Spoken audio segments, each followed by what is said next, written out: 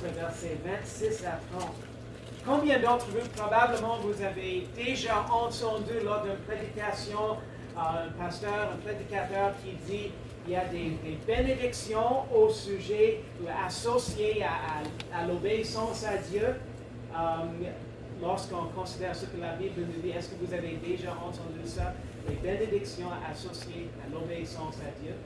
Moi, je trouve c'est intéressant parce que dans la parole de Dieu, dans notre étude qu'on fait au sujet des montagnes, des leçons des montagnes, c'est intéressant parce que dans l'Ancien Testament, ici dans Deutéronome, Dieu utilise deux montagnes, le mont Gerizim et le mont Ebal, j'espère que je le prononce de la bonne façon, en Canaan pour montrer aux enfants d'Israël qu'il y avait des bénédictions associées à l'obéissance au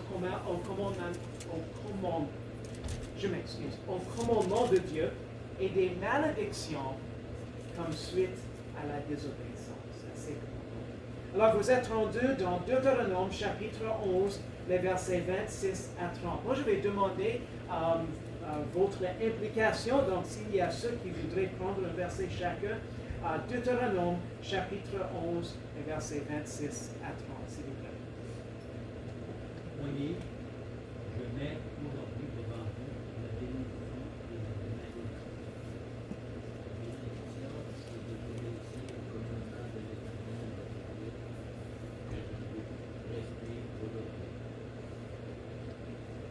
Et la malédiction, si vous n'obéissez point au commandement de l'Éternel votre Dieu, et si vous vous détournez de la voie que je vous prescris aujourd'hui, pour marcher après d'autres dieux que vous n'avez point connus. Or, quand l'Éternel, ton Dieu, t'aura fait entrer au pays où tu vas pour le posséder, alors tu prononceras les bénédictions sur le mont Gerizim et les malédictions sur le mont Ebal.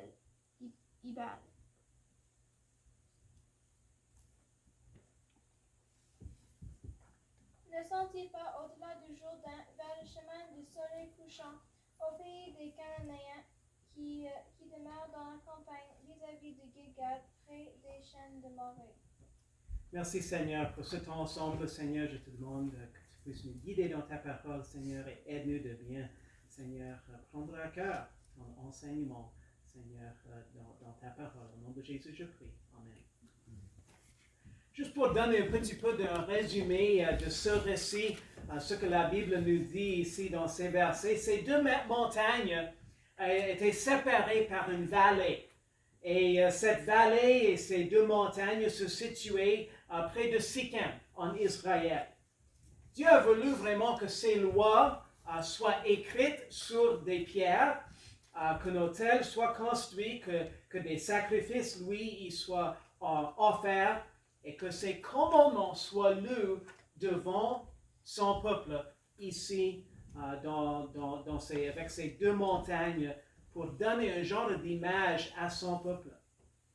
La moitié des tribus d'Israël, lorsqu'ils se préparaient pour la lecture des lois de Dieu, la moitié des tribus, évidemment il y a 12 tribus, donc 6 d'entre eux, se tenaient sur le mont Gerizim, pendant que les Lévites prononçaient des bénédictions qui suivraient l'obéissance au commandement de Dieu.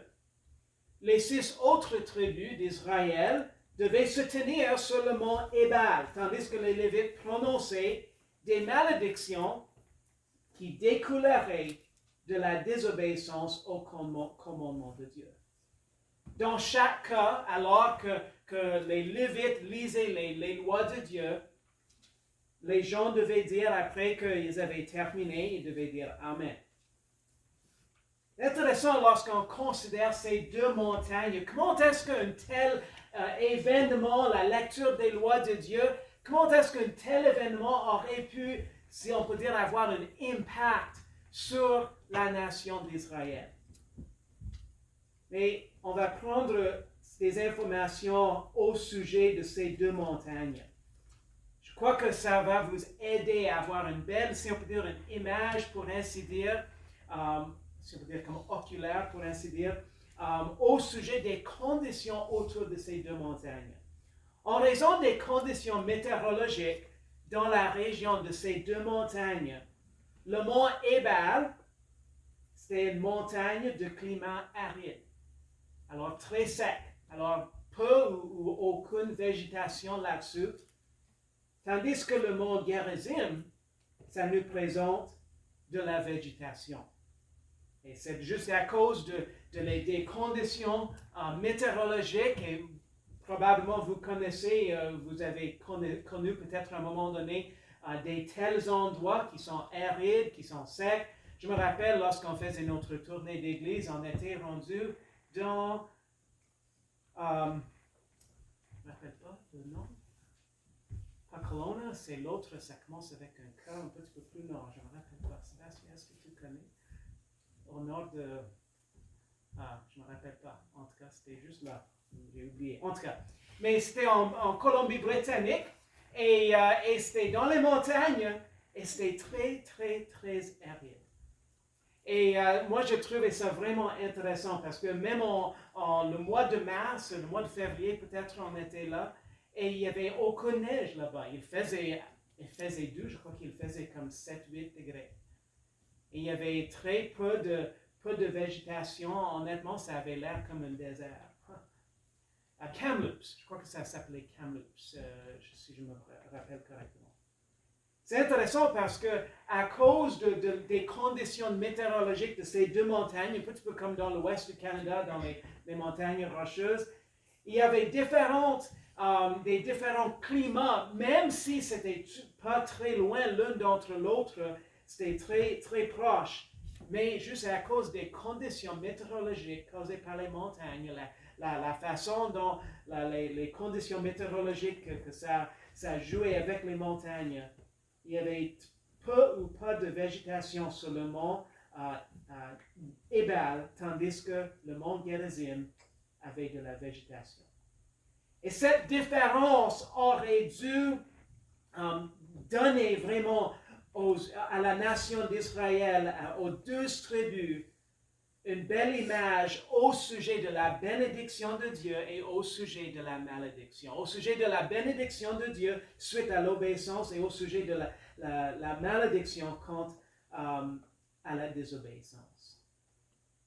C'était un indice visuel pour les enfants d'Israël. Ça représentait la vérité intarissable que Dieu accorde des bénédictions comme suite à l'obéissance à ses commandements et des malédictions suite à la désobéissance.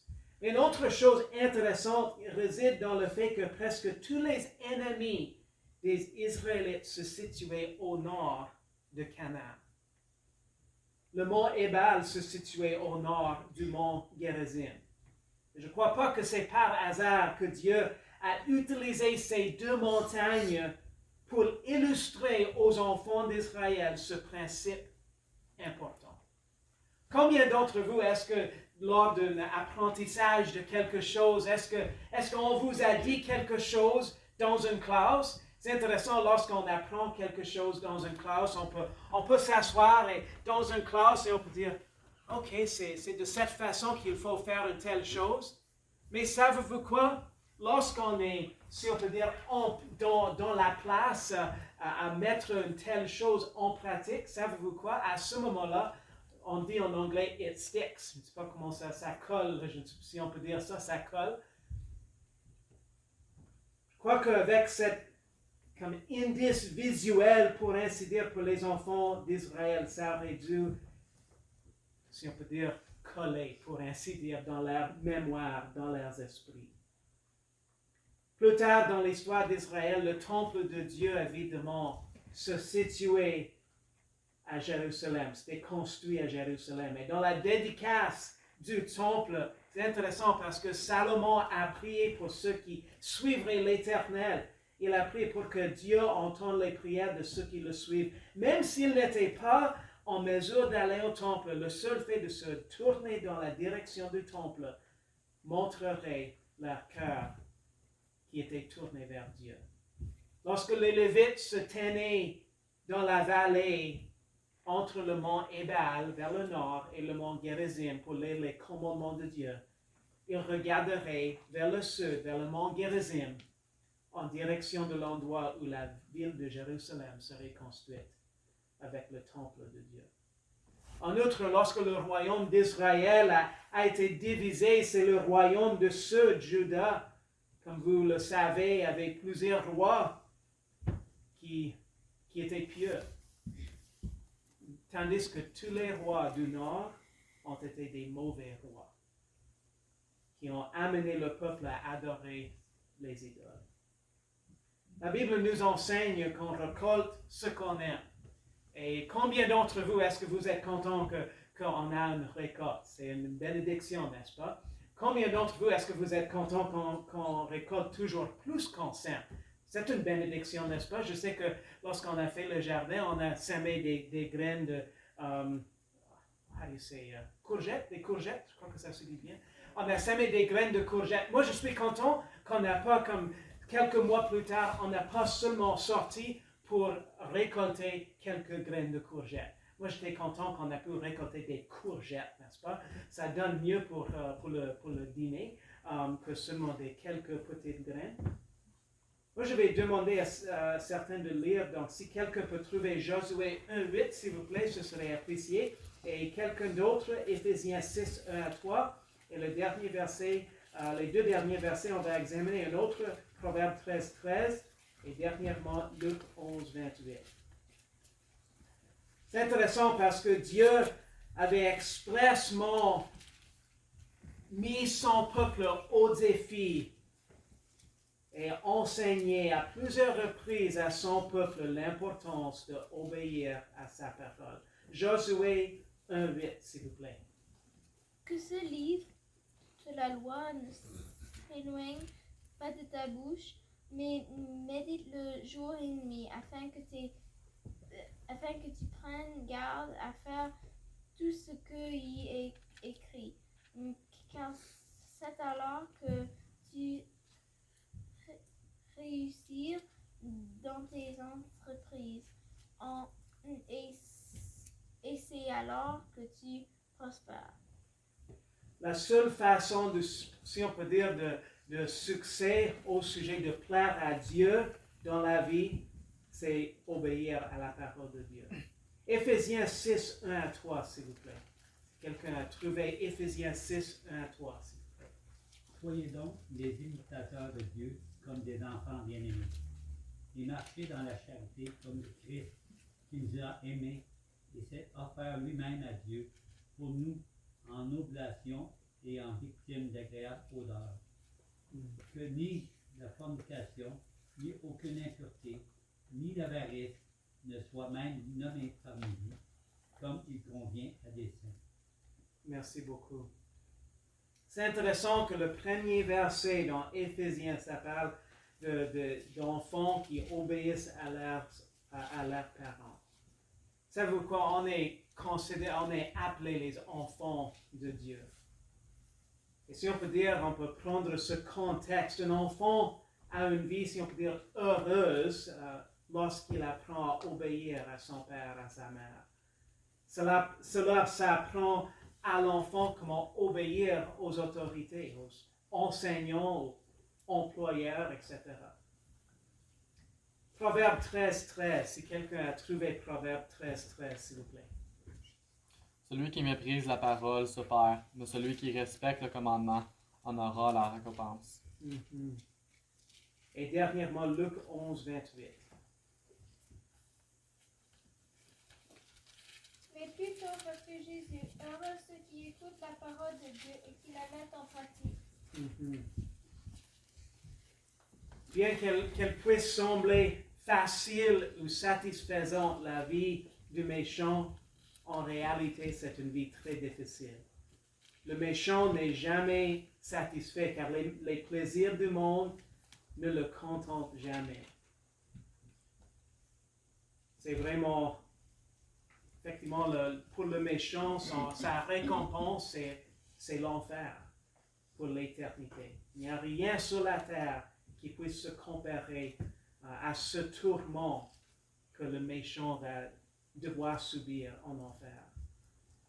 On n'est jamais satisfait sans Jésus-Christ. Et effectivement, ce que la Bible nous dit, il y a des récompenses associé à l'obéissance. Celui qui craint, celui qui suit le Seigneur, connaît la paix véritable.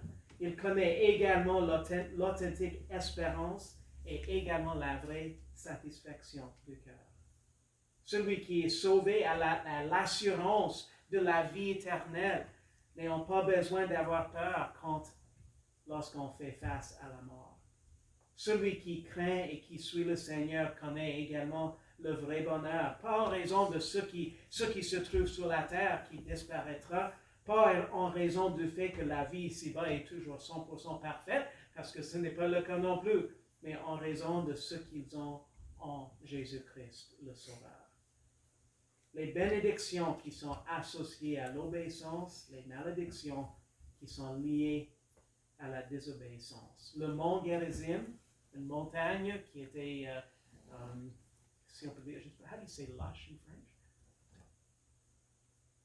Is there a word to say that? Belle de végétation, je ne sais pas si on peut dire ça. Et le mont Gerizim qui était plus aride, plus sec, donnait une belle indice visuel au peuple de Dieu. Et j'espère aussi à nous ce soir des bénédictions liées à l'obéissance et les malédictions à la désobéissance à la parole. Merci Seigneur de ta